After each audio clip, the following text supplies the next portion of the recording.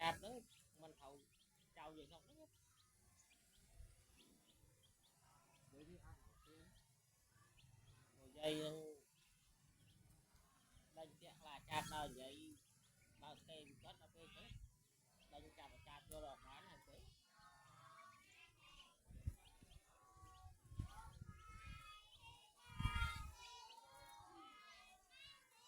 năm vô cha với năm vô mà chứ chắc con phi con bay vậy nhá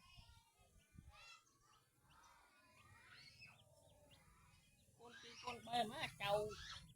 trầm luôn đấy nhưng mà cao chứ con tí con bay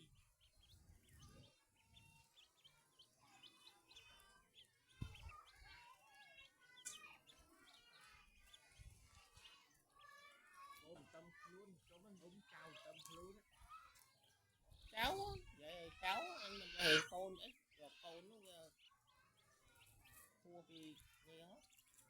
con chặt nó bon chạp nó mình tơ hết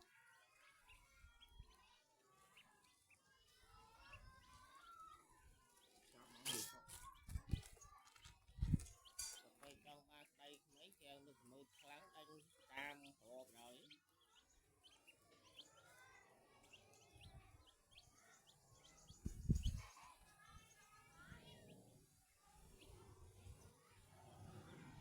cho đồng than đó